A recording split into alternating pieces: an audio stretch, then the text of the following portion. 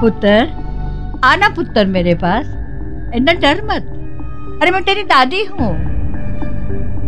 मैं नहीं बोलूंगी, तुम बोलो। अच्छा ठीक है, बोलती हूँ। I love you. हाँ मेरे मम्मी बचाओ, पागल दादी ने मेरे को पकड़ लिया। बचाओ बचाओ बचाओ, संभाल। अरे पुत्र डर मत। छोड़ो, डराओगी बच्चे को? मैं इसकी दादी हूँ, मैं इसे क्यों डराऊंगी भला? रहने दीजिए मम्मी जी, मुझे पता है इनकी प्रॉब्लम क्या है। अब चेची पिछले 1 साल से जॉब का बहाना बनाकर दुबई बैठे हैं, ना इनकी खबर लेते हैं और ना अपनी देते हैं। तो बस इसी बात का फ्रस्ट्रेशन लेकर हम सब पर मैड होती रहती हैं। अच्छा, तेरा पति कुत्तू से कौन सा चिपके बैठा रहता है? वो भी तो जाता है 1 महीने के लिए बाहर टूर पर। देखो, तुझसे मेरी बात तो ना ही करो। मेरे हस्बैंड मेरी नीड्स का ख्याल रखते हैं और मैं उनकी। बस यही तो चाहिए होता है ना एक हैप्पी मैरिज के लिए। चलो संभव।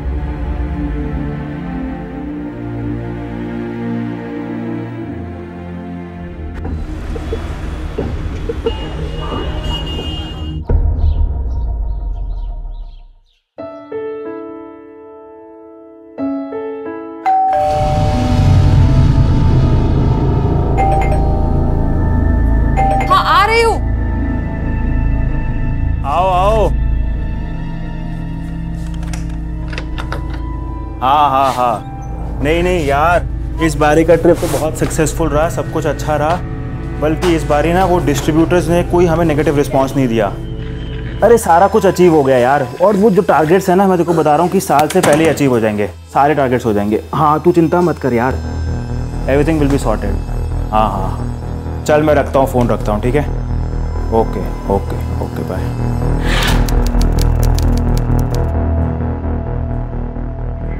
कार्तिक, यार कमाल है, ऐसा कोई करता है अपनी वाइफ के साथ?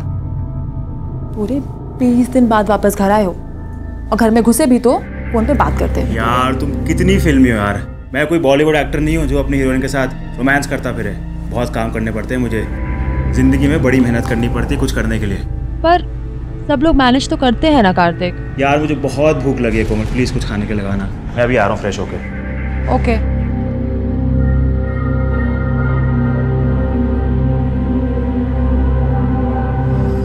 आज के दौर में खुशहाल परिवार की तस्वीर में एक जवान जोड़ा होता है और उनके बच्चे। उनके बुजुर्ग या तो उस तस्वीर में होते नहीं, और अगर होते भी हैं तो उस परिवार का हिस्सा लगने की बजाय अनचाहे मेहमान लगते हैं। क्यों होता है ऐसा कि अपने बच्चों की खुशियों को अपनी जिंदगी का उद्देश्य मानकर अपनी पूरी जिंदगी गुजार देने वाले माँ बाप अपने ही बच्चों के लिए इतने गैर जरूरी हो जाते हैं कि उन्हीं की दी हुई जिंदगी में से उनके लिए थोड़ा सा वक्त निकालना भी बच्चों को बहुत भारी पड़ने लगता है। 77 वर्षीय अंबिका खुराना अपने भरे पूरे परिवार के साथ दिल्ली के करोल बाग इलाके में रहती थी। अपने 2 बेटों, 2 बहुओं और 1 पोते के साथ उनकी जिंदगी खुशहाल होनी चाहिए थी, लेकिन ऐसा नहीं था। उनके अपनों ने उन्हें उनके अपने ही घर में एक लावारिस की तरह छोड़ रखा था।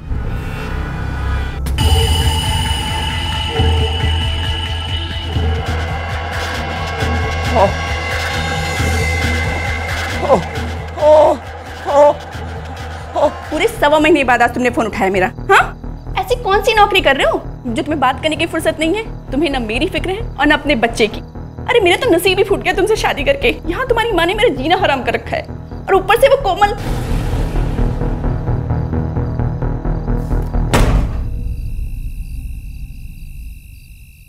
यार ये भैया भाभी का मुझे कुछ समझ नहीं आता। क्यों? अरे और नहीं तो क्या, जब भैया यहाँ पे थे तब उनकी बनती नहीं थी हमसे। अब जब भैया दुबई में है तब भी बार बार उन्हें फ़ोन करते रहती हैं, परेशान करती है। कोई चैन नहीं है उनकी ज़िंदगी में यार। पूरी की पूरी उनकी ज़िंदगी नर्क बना दी यार। मैं बहुत परेशान हूँ उनके लिए। कार्तिक छोड़ो ना, हमें क्या। और वैसे भी इतने दिनों बाद घर वापस आए हो, मैं तुम्हारी वाइफ हूँ, ब्यूटीफुल हूँ और तुम्हारे सामने हूँ, पर नहीं, तुम्हें तो अपने भैया भाभी की पड़ी है। ऐसा क्यों? I'm so sorry। जो तुम आज सच में बहुत ब्यूटीफुल लग रही हो।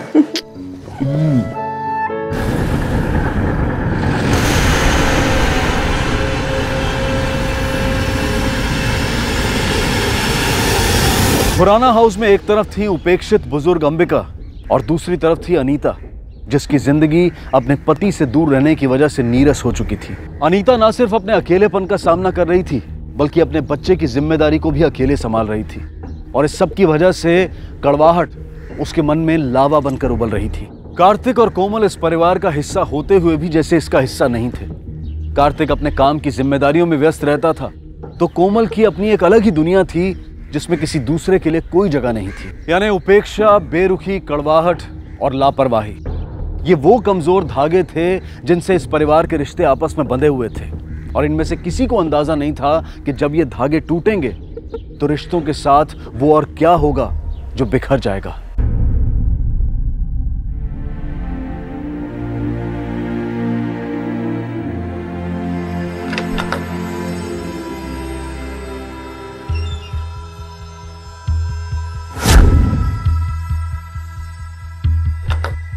कोमल, कोमल, कोमल, कोमल, कोमल, कोमल, कोमल, फिर शुरू हो गई यार। कोमल, कोमल, कोमल। आए मम्मी जी।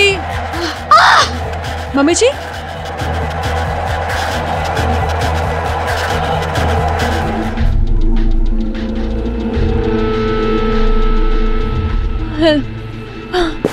जी, मैडम जी बचाओ, कोई हेल्प करो, कोई।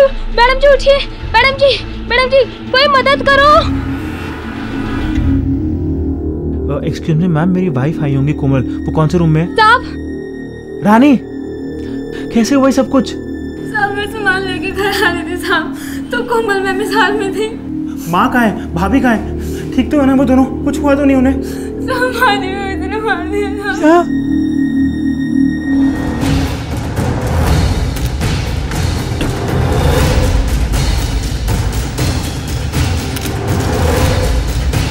सर, एक अंगूठी गायब हुई। सिर्फ एक अंगूठी और कुछ भी नहीं? नहीं, और कुछ नहीं। माँ जी की अंगूठी थी, 2 लाख की थी, पर ज्यादातर मेरी कबर्ड में रहती थी। सर, दरवाजे पे कोई फोर्स्ड एंट्री का निशान नहीं है। फोर्स्ड एंट्री के निशान नहीं है, लेकिन हॉल का सामान जिस तरह से बिखरा हुआ है, इरादा रॉबरी का ही लगता है। ताज्जुब की बात यह है कि सिर्फ एक अंगूठी चोरी हुई है और अनीता का कमरा भी बिल्कुल सही सलामत है। और सर, जिस तरह दिन दहाड़े ये सब कुछ हुआ है, लगता है कि जिसने भी ये किया है उसे पहले से पता था घर में सिर्फ 2 औरतें। इनकी मेड ने कुछ बताया? सर, वो आधे दिन की छुट्टी पे, जब वो लौटी तो उसने कोमल को जख्मी हालत में पाया। आने वाले ने भी कोई जोर ज़बरदस्ती नहीं की है, लगता है किसी ने मदद की है उसकी, या फिर उसने डुप्लीकेट चाबी की मदद ली है। और जिस तरह से सिर्फ हॉल का ही सामान बिखरा हुआ है, लगता है उसने हमें गुमराह करने की कोशिश की है। ऐसा करो, घर वालों से पूछताछ करो, ड्राइवर से, मेड से, आसपास के दुकान वालों से भी। सर,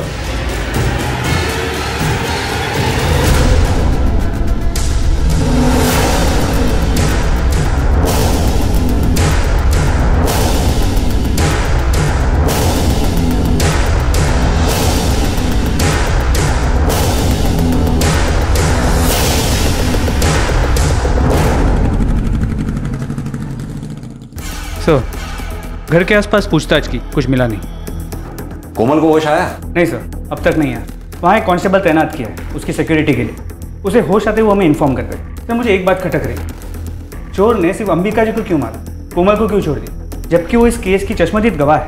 हो सकता है कोमल ने उस वक्त शोर बहुत मचाया हो, जिस वजह से कातिल को प्लान चेंज करना पड़ा हो। मुझे इस अनीता के रोल पे भी शक है। अपनी सास की बॉडी को देखकर उसके आंख से एक आंसू तक नहीं है, पर अब भी अस्पताल में बेंच पे बैठ के वो गेम खेल रही, जैसा उसका इससे कुछ लेना देना है ही नहीं। शायद सास और बहू में बनती ना हो। खैर, ये सब तो हम चेक कर ही लेंगे। फिलहाल उस अंगूठी को ट्रेस करो, चोर उसे बेचने की कोशिश जरूर करेगा। सर अंबिका जी का पोस्टमार्टम रिपोर्ट।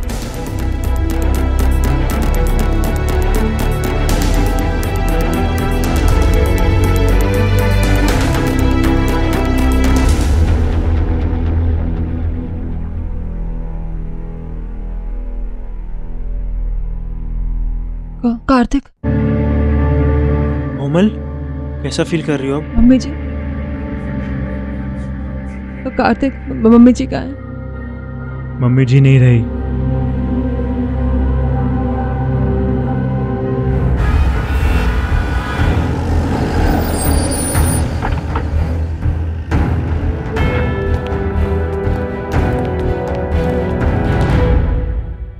कोमल जी, क्या हुआ था उस दिन?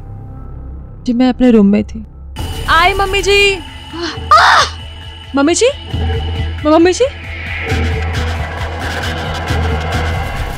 इसके बाद क्या हुआ मुझे कुछ याद नहीं। कोमल जी, कुछ भी ऐसी बात जो आपने उस हत्यारे के बारे में नोटिस की हो? मसलन उसका रंग कैसा था, उसका कद कैसा था, कोई शरीर पे चोट का निशान था, कुछ भी? वो एवरेज हाइट का था। उसने चेहरे पे मास्क डाला हुआ था और शायद काले रंग का था। इसके अलावा मुझे और कुछ याद नहीं। एक बात बता दूं आप लोगों को, पोस्टमार्टम की रिपोर्ट में अंबिका जी के शरीर पर चोट के निशान थे, यानी मारपीट के, फिजिकल अब्यूज, और डॉक्टर्स के मुताबिक ये निशान घटना से पहले के हैं।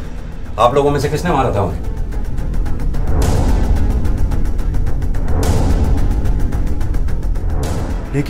लेकिन ऐसा कैसे हो सकता है? रानी हमारी मेड, उनका पूरा ख्याल रखती थी, खाना खिलाने से लेके नहलाने तक सब कुछ। मुझे नहीं पता था मेरी घर में मेरी माँ के साथ ऐसा व्यवहार हो रहा है। लेकिन ऐसा भी कैसे हो सकता है? आप लोगों की माँ थी, आप लोगों ने निशान ही नहीं नोटिस किए उनके? शायद बेड से गिर गई होंगी। आपने ठीक से सुना नहीं मैडम, मैंने क्या कहा? उनके शरीर पर मारपीट के निशान थे। बाय द वे, आपके पति कहाँ हैं? वो नहीं दिखाई दिया हमें जब से ये घटना घटी है। जी वो दुबई में जॉब करते हैं, खबर कर दी है।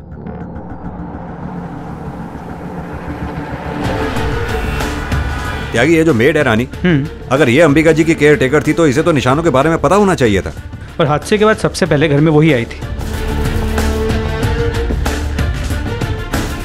एक काम करो, इस रानी को बुलवाओ और इस ड्राइवर से भी जरा पूछताछ करो, क्योंकि उसका इनके घर में बहुत आना जाना था। हो सकता है शायद उससे कुछ पता चले। तुझे तो अंबिका जी की देखभाल के लिए रखा गया था, फिर क्यों मारा करती थी उन्हें? मैंने नहीं मारा साहब उनको। किसने कहा आपसे? उनके घर वालों ने। सब झूठ बोल रहे हैं वो लोग, सब के सब। साहब नफरत करते थे उनसे। अम्मा जी, हेलो, खाना खा लो, मैंने दवाई देनी है, ठीक है? खाना खा लेना। पुत्र, मेरे को काफी गहने हैं, बस मैं सारे गहने तेनू दे देंगे। बस तू सिर्फ एक को काम कर दे मेरा। कैसा काम? तू मैंने पुलिस स्टेशन ले चला तो मेरी बहू मैंने मार डालेगी। कौन सी बहू? उन्होंने नाम नहीं लिया था साहब, और मैंने पूछा भी नहीं। क्या अनीता मैडम और क्या कोमल मैडम साहब, कोई किसी से कम नहीं है, उल्टा दोनों एक से बढ़कर एक हैं। अब कुछ दिन पहले की बात है। रानी आई यार, देखो इन्हें क्या चाहिए। मेरे को लेट हो रहा है, दे यार चाबी दे फटाफट। क्या हुआ? अच्छा ठीक है, 2 मिनट रुको, मैं आ रही हूँ। रानी, अरे रानी,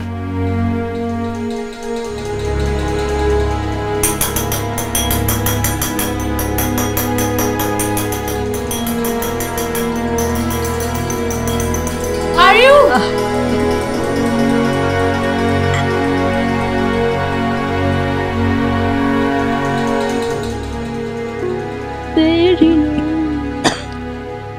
चलिए अम्मा जी। ये क्या किया? आ रही थी ना मैं। रानी, वो मेम साहब मैं आ रही थी पर मेरे आने से पहले ही इन्होंने कर दिया। तुम क्या कर रही थी? सच में मैंने कुछ नहीं किया। आपको तो पता है ना, इनको हर आधे घंटे बाद जाना होता है। मेरी गलती नहीं है मेम साहब। और कुछ काम आता है आपको गन फैलाने के अलावा? रानी, इनका पीने का पानी कम कर दो। 1 गिलास सुबह 1 गिलास शाम। अच्छा अभी जल्दी से साफ करो, बदबू के मेरे सांस भी नहीं लिया जा रहा है। मम्मी जी, आप जेठानी जी की बात का बुरा मत मानना। वो क्या है ना, कल फिर से जेठ जी ने इनका फोन नहीं उठाया, इसलिए बहुत परेशान है। और मैं शॉपिंग पे जा रही हूँ, अगर आपको नई बेडशीट चाहिए तो मैं ले आती हूँ। और तुम क्या देख रहे हो? मेरा बैग पिक करो और चलो। सर उस घर में आए दिन झगड़े होते रहते थे और उस बेचारी बुढ़िया को अपनी दोनों बहुओं का अत्याचार सहना पड़ता था। अम्मा जी का कितना मन करता था साहब संभव बाबा के साथ खेलने का, लेकिन अनीता मैडम ने समझा रखा था संभव बाबा को कि उनकी दादी पागल है। डराओगे बच्चे को? मैं इसकी दादी हूँ, मैं इसे क्यों डराऊंगी भला?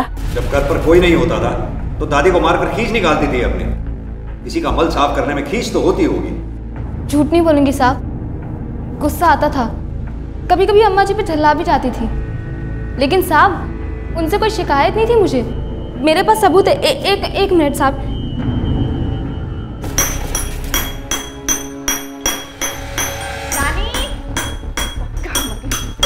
क्या चाहिए?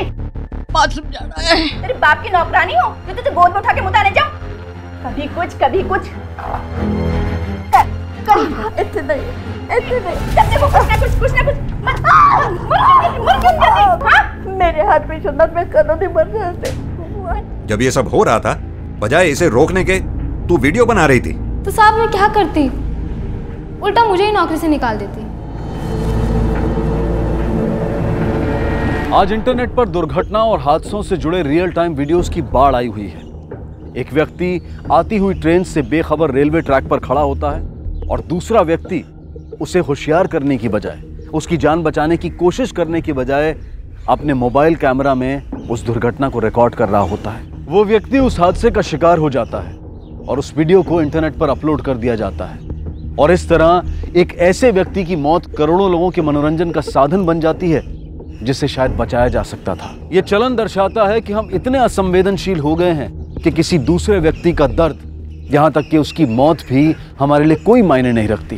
रानी ने अगर कुछ मिनटों की मशहूरी की बजाय अंबिका जी के बारे में सोचा होता, उनके दर्द को महसूस किया होता और उस वीडियो को पुलिस को या किसी अन्य व्यक्ति को दिखाकर मदद मांगी होती, तो शायद उस बुजुर्ग महिला को अपने अंतिम समय में इतनी ज्यादती का शिकार ना होना पड़ता।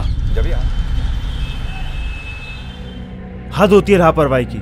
मेरी माँ को हर रोज कोई मारता था, उन्हें पीटता था, और तुम घर में होने के बावजूद तुमने कभी ध्यान नहीं दिया।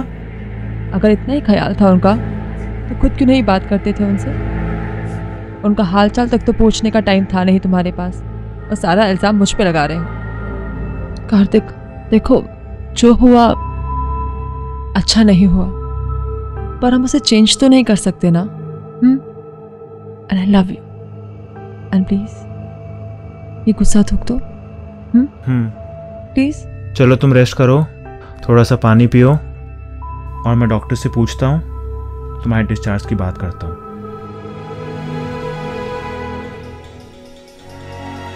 It's all okay. हाँ, तो हम कल तक डिस्चार्ज कर दें उसको। Don't worry. कार्तिक भैया। एक्सक्यूज मी, ये सब क्या हो गया? कुछ पता चला किसने किया ये? नहीं भैया, कोई इन्फॉर्मेशन नहीं है, अभी तो इन्वेस्टिगेशन जारी है, अभी कुछ पता नहीं चला। फ्लाइट नहीं मिली इसलिए देर हो गई आने में मुझको। फ्लाइट नहीं मिली? कोमल कैसी है? ठीक तो है वो अब? उसको ठीक होने में टाइम लगेगा, लेकिन डॉक्टर्स कह रहे हैं कि कल तक डिस्चार्ज मिल जाएगा। चलो भगवान का शुक्र है, तू चिंता मत कर, सब कुछ ठीक हो जाएगा। भैया मुझे कुछ पेपर साइन करने हैं, मैं अभी आता हूँ, अब यहीं रहना। ठीक, चिंता मत कर, मैं हूँ कोमल के पास।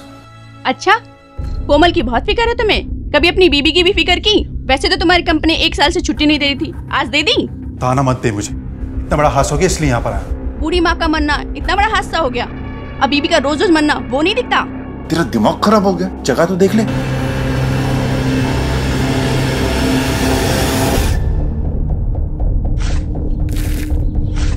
अरे जल्दी जल्दी गड्ढा भरो।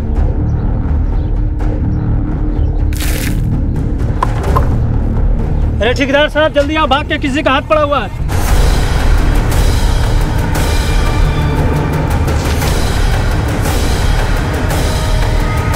Hello police. क्यों नहीं अच्छे? क्यों नहीं अच्छे? जब देखो कुछ ना कुछ। हाँ मारा था मैंने, आ गया था गुस्सा। घर का सारा काम अकेले करो, ऊपर से अपने बच्चे को अकेले संभालो, ऊपर से वो इतना परेशान करती थी। छूट गया कंट्रोल उस दिन। तो जैसे आप गुस्से में उन्हें माना करती थी, ऐसे ही गुस्से में मारने का प्लान बना दिया होगा। अरे आपको क्या लगता है सिर्फ मैं अकेली थी जो उनको मारती थी? वो कोमल क्या दूध की धुली हुई है? मम्मी जी! कोमल! हाँ कोमल! रानी! ये क्या है? वो एक्चुअली रानी नहीं थी ना, तो मैं बैठाकर भूल गई। I am sorry. Mummy ji, mummy ji! कोई नहीं आया। आराम से। आवाज़ें देती रही, किसी ने सुना ही नहीं। आराम से। आपकी फैमिली में गिरने में किसी ने भी कोई हद नहीं छोड़ी, लेकिन सबूत तो हमें सिर्फ आपके खिलाफ मिला है। ये वीडियो। मैंने नहीं मारा उन्हें। कोमल के मुताबिक घटना वाले दिन कोमल ने अंबिका जी को बचाने की कोशिश की थी। वहीं अनीता का यह कहना है कि कोमल भी अपनी सास से कम नफरत नहीं करती थी। अब सवाल यह उठता है कि कोमल ने जो हमें कहानी सुनाई वो कहीं झूठी तो नहीं? सर, ये अमृत और कार्तिक दोनों घर के बेटे हैं, और दोनों को ये नहीं पता कि घर में क्या चल रहा है। ऐसा कैसे हो सकता है? अमृत तो चलो दुबई में काम कर, लेकिन कार्तिक तो उसी घर में रहता है। वहीं उस अंगूठी के बारे में कुछ पता चला? नहीं सर, लेकिन हमारे खबरी नजर रखे हुए हैं, लेकिन किसी ने भी उसे बेचने की कोशिश नहीं की है। हो सकता है कि केस ठंडा होने का वेट कर रहे हो। इन सब में से किसी पे भी भरोसा नहीं किया जा सकता। सबको एक दूसरे से कोई ना कोई प्रॉब्लम है। एक काम करो, इन सबके कॉल रिकॉर्ड्स निकलवाओ, पता करो कि घटना वाले दिन कौन किस वक्त क्या कर रहा था। सर, वीडियो देखी हमने, आप माँ को मारती थी। हिम्मत कैसे हुई आपको मेरी माँ को मारने की? समझती क्या अपने आप को आप हैं? मेरी माँ थी वो। मन करता है तुम्हारे हाथ पैर मैं यही तोड़ डालूं। मुझे तो यकीन नहीं आ रहा कि तूने शर्म आ रही कि तुझ जैसे औरत से शादी की मैंने। अच्छा, अब भी मुझ पे शर्म आ रही है, खुद पर नहीं, जो बीवी बच्चे की जिम्मेदारी छोड़ के दुबई जा बैठे। देख, बकवास मत कर। मेरी छोड़ो और अपनी कहो। तुम्हें तो पता था ना तुम्हारी माँ बूढ़ी है, लाचार है, फिर क्यों जाके दुबई बैठ गई? और तू कार्तिक, तेरा मन मेरा हाथ तोड़ने का कर रहा है। कभी अपने हाथों से उनकी गंदगी साफ की? खाली पैर छूने से प्यार नहीं होता है। कभी उनके पास बैठ के 2 मिनट बातें भी की? बड़ा आया मेरा हाथ तोड़ने वाला।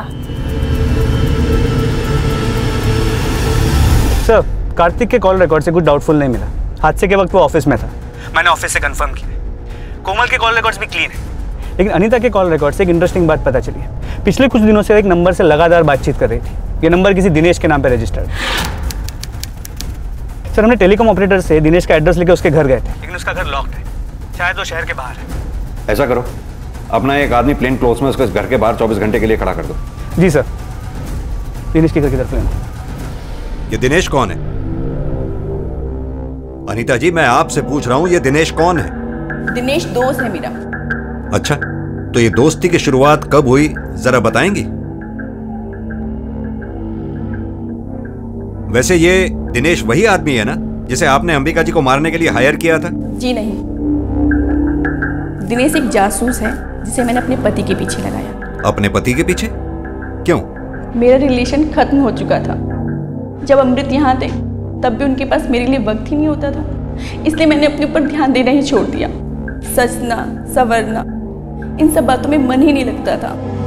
लेकिन मन में एक उम्मीद थी कि इस बार जब अमृत वापस आएंगे तो फिर से एक कोशिश करूँगी अपने रिश्ते को सही करने की। एक दिन उनके बैंक का स्टेटमेंट आया, तब मुझे पता चला कि वो दिल्ली के एटीएम से पैसे निकाल रहे हैं। तो यानी वो दुबई में नहीं थे, दिल्ली में थे?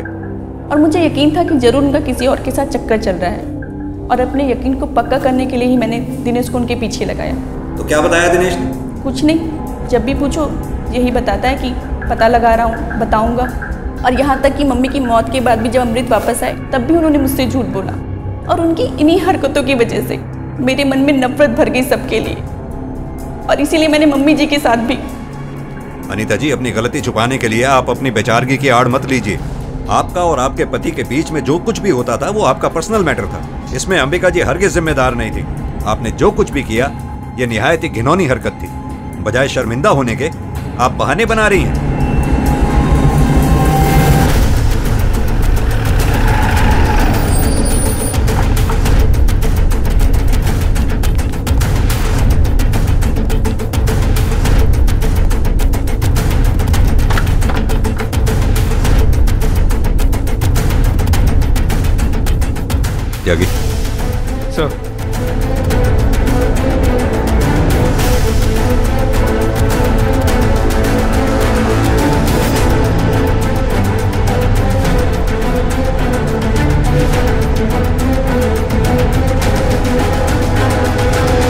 सर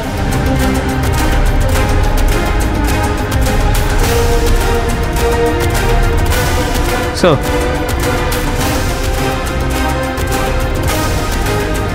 सर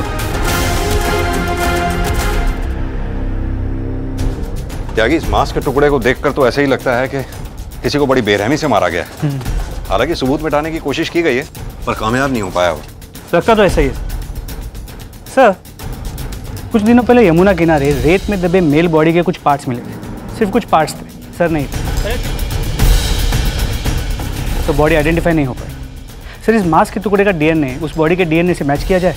बिल्कुल, गो अहेड सर। ये केस अब एक की बजाय 2 हत्याओं का बन चुका था। एक वृद्ध महिला और एक पुरुष का, जिसकी पूरी लाश भी अभी तक बरामद नहीं हो पाई थी। ये आदमी कौन था, इसे किसने और क्यों मारा था, और इसका अंबिका खुराना की मौत से क्या संबंध था, इसके बारे में अभी तक कुछ भी साफ नहीं हुआ था। लेकिन पुलिस को यकीन हो चुका था कि इस मामले का घर की बड़ी बहू अनीता से कोई ना कोई संबंध जरूर है, जिसे वो छुपाने की कोशिश कर रही थी।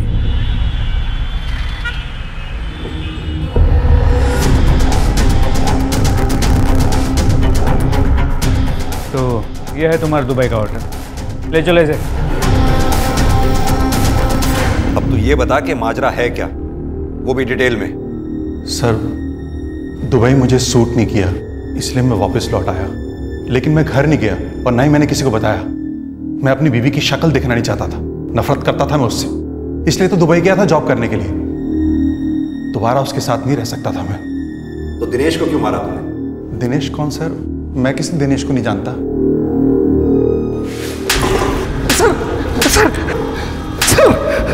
बेवकूफ समझा है हमें? तू क्या समझता है तेरे कॉल रिकॉर्ड्स में हमें दिनेश का नंबर नहीं दिखेगा? देख अमृत, सच सच बता दे वरना मैं तेरी खाल उधेड़ दूंगा। सर, दिनेश खुद से आया था मेरे पास। उसे पता लग गया था कि मैं दिल्ली में रहता हूँ। वो मुझे ब्लैकमेल कर रहा था। कह रहा था कि अगर मैंने उसे पैसे नहीं दिए तो वो अनीता को बता देगा। बस इतनी सी बात है सर। और तू पैसे उसे देना नहीं चाहता था, इसलिए तूने उसे मार दिया? नहीं सर, मैंने उसे नहीं मारा। मैं तो पैसे देने को राजी हो गया था, लेकिन वो ही नहीं आया मेरे पास। जिस तरह से अचानक आया उसी तरह से अचानक गायब हो गया। फिलहाल तो तेरे खिलाफ कोई सबूत नहीं है, जा।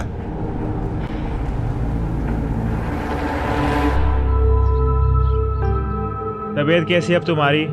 Feeling any better? आराम से आराम से। भाभी कहाँ हैं? पता नहीं, काफी देर से नहीं दिखे। मैंने उन्हें कहा था तुम्हें ना छोड़ के जाए। अरे यार रुको, 1 मिनट रुको, तुम आराम से बैठो, मैं देख के आता हूँ।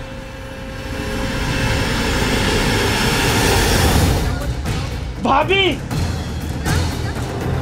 भाभी, भाभी जी, ये सर एम्बुलेंस कुछ ही देर में आ रहा है। हमारे घर में 2 मर्डर हुए हैं। आखिर आप लोग कर क्या रहे हैं? हम तो अपना काम कर रहे हैं मिस्टर कार्तिक। इन सब हादसों के पीछे आप ही की फैमिली में से कोई है। बाय द वे, जब ये हादसा हुआ आप कहाँ थे उस वक्त? मैं और कोमल तो अपने रूम में ही थे, लेकिन हाँ, अमृत भैया काफ़ी देर से गायब हैं। आपको उनसे पूछना चाहिए। सर इस फैमिली में तो सब एक दूसरे पे ही इल्ज़ाम लगा रहे हैं। अपने आदमी प्लेन क्लोथ्स में इनके पीछे लगा दो, कोई ना कहीं गलती जरूर करेगा। सर गायब मतलब? आप कहना क्या चाहते हैं? देखिए, मैं घर से बाहर किसी काम से गया था, और वो जो भी हो, जब मैं घर में था ही नहीं तो मार कैसे सकता हूं? मैं तो आपके सामने ही आया था। आई एम श्योर उन्होंने सुसाइड ही किया होगा। अमृत वीजी के चलते वो बहुत डिप्रेशन में थी। हाँ, मैं नफरत करता था, बहुत नफरत करता था उससे। सर, अगर मुझे उसे मारना होता तो बहुत साल पहले मार चुका होता। अब क्यों मारता, जबकि पुलिस की मुझ पर नजर है? मैं सच कह रहा हूं सर, मैंने उसे नहीं मारा।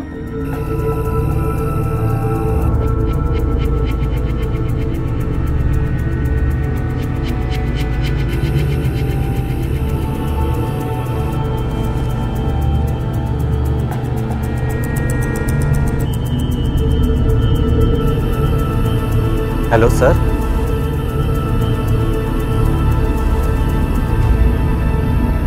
सर उस घर में गई हो?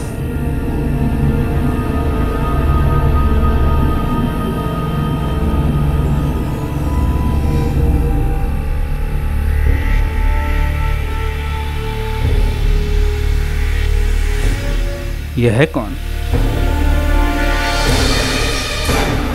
सर चलिए। नहीं, मुझे देखना है वो कहाँ जा रहा है।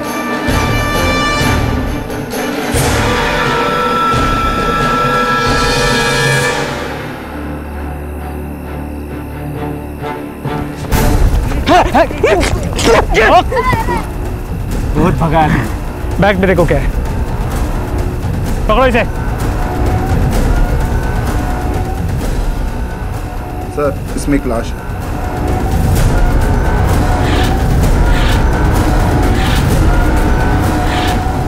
चल।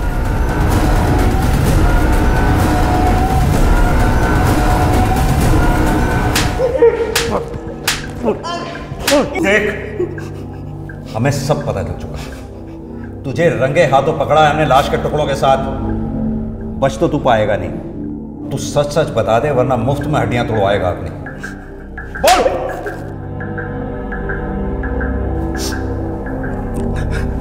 कोमल के कहने पे प्यार करते थे हम एक दूसरे से। कब से? यही कोई 2 महीने पहले से, जब मैं नौकरी पर लगा था। पहली नजर में वो मेरे दिमाग पे चढ़ गई थी। जब मैं उसे देखता था सज सज के निकलते हुए, पागल हो जाता था मैं। लेकिन ड्राइवर था, इसलिए कुछ कहने और करने की हिम्मत नहीं जुटा पाता था।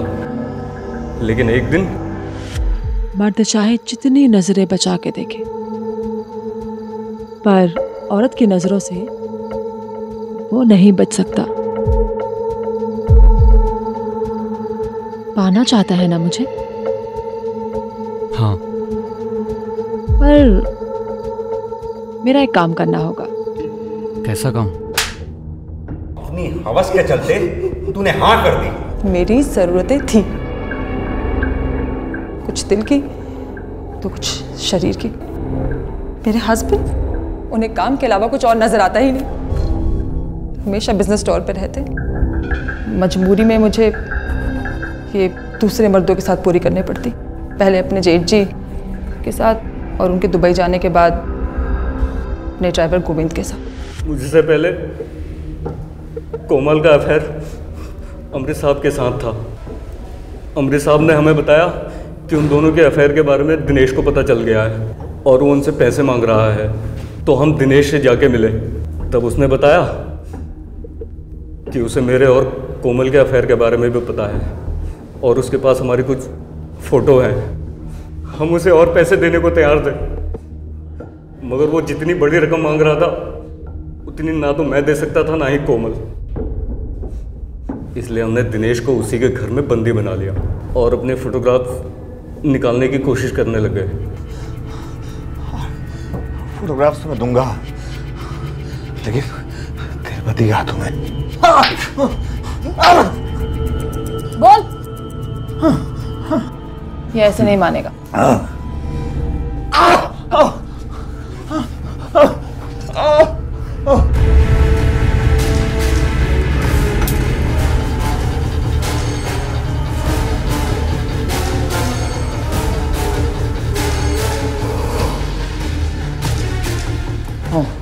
कोमल ने वो हालत की उसकी कि बर्दाश्त नहीं कर पाया वो। अब तू बोलो। उसने हमें वो सारी फोटोग्राफ्स वापस दे दी। लेकिन अगर हम उसे ऐसे छोड़ देते तो पक्की बात थी सर, वो सबको बता देता। इसलिए मार डाला हमने उसको। और अनीता को उसे क्यों मारा? फोटोग्राफ्स तो तुम्हें मिल गए। क्योंकि जो फोटो में था वो उसने अपनी आंखों से देख लिया था। मैं अनीता मैडम के हाथ पैर जोड़ के उनको टेरेस पे ले गया साहब। बहुत मनाने की कोशिश की उनको कि अपना मुंह बंद रखे, मगर वो नहीं मानी। मैं तो कब से मौका ढूंढ रही थी उस चुड़ैल को सबक सिखाने का। अब इस मोहल्ले वाले के सामने चिल्ला चिल्ला के बताऊंगी कितनी बड़ी सती सावित्री है वो। मैं माफ करो। छोड़ो मुझे प्लीज। छोड़ो मुझे। मेरे पास कोई और चारा नहीं था साहब। अंबिका जी को किसने मारा था, तूने या कोमल ने, और क्यों? तुम्हारे क्राइम पार्टनर गोविंद ने अपना मुंह खोल दिया। अब तुम मुझे बताओ कि तुम दोनों ने मिलकर अंबिका जी को क्यों मारा? बोलो। क्योंकि उन्हें मेरे और जेठ जी के बारे में पता चल चुका था और उसके बाद गोविंद के बारे में भी। पैसे किस तो दे दो प्लीज ना। किस अब पीछे जाग जाएंगे। अरे बुढ़िया सोई है, दे दो। जाओ।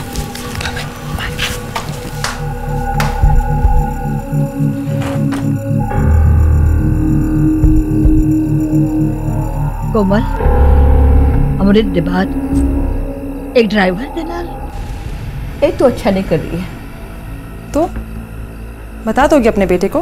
बताना होता तो अमृत के वक्त से बता देती, और मैं अपने पुत्र का कार नहीं तोड़ना चाहती। मैंने कई बार सोचा कि जब वो किसी को कुछ बताने वाली नहीं है तो मुझे क्या फर्क पड़ता है, पर नहीं, मुझे फर्क पड़ता था। उनकी वो टक टक की आवाज, जब भी वो आवाज करती मुझे लगता वो मेरा मजाक उड़ा रही। तो बस मैंने फैसला कर लिया।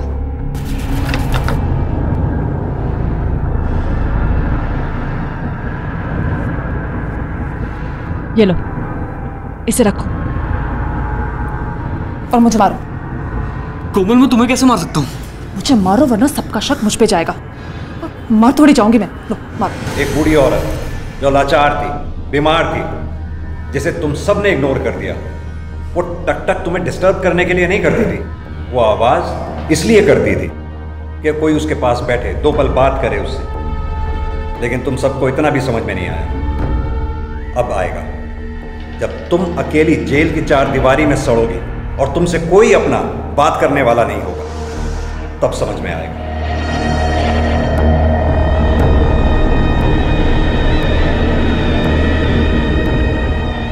पारिवारिक मूल्यों की महत्वता और रिश्तों की मर्यादा और उनसे जुड़ी हुई जिम्मेदारियों को ना समझना या फिर समझते हुए भी उनका पालन ना करना किसी हद तक खतरनाक हो सकता है। और ये इस कहानी से अच्छी तरह से समझा जा सकता है। कोमल की अपने पति से प्यार पाने की चाहत कोई ऐसा मसला नहीं था जिसे बातचीत से सुलझाया नहीं जा सकता था, लेकिन उसने इस आसान राह को चुनने की बजाय अपने दिल में अपनी अधूरी इच्छाओं का मातम मनाना शुरू कर दिया, जिसकी वजह से गुस्से और नफरत का जन्म हुआ। और उसी गुस्से ने खुद उसे ही निशाना बनाकर उसे गलत राह पर कदम बढ़ाने पर मजबूर कर दिया। और वहीं दूसरी तरफ उसकी अंधी नफरत का शिकार बनी उसकी लाचार सास अंबिका खुराना। अगर कोमल ने अपने परिवार को और उसके परिवार ने उसे समझने की थोड़ी सी भी कोशिश की होती तो शायद जो हुआ वो ना होता। इस कहानी में हम सब के लिए सीख है, अपने रिश्तों को और अपने परिवार को समझें, उन्हें प्यार दें, उन्हें उस मजबूत पेड़ की तरह से बनाएं जिसकी छाया में हम खुद और बाकी के परिवार के लोग भी अपने आप को संतुष्ट और सुरक्षित महसूस करें। अब मैं अनूप सोनी आपसे विदा लेता हूं। फिर मुलाकात होगी जुर्म की एक और कहानी के साथ अगले एपिसोड में। तब तक अपना और अपने परिवार का ख्याल रखें और देखते रहें क्राइम पेट्रोल डायल 100। सबक एक को सीख हम सबको। जय Hind. If you want to enjoy more Desi crime content like this, please subscribe to our channel and click the bell icon. Stay connected with us.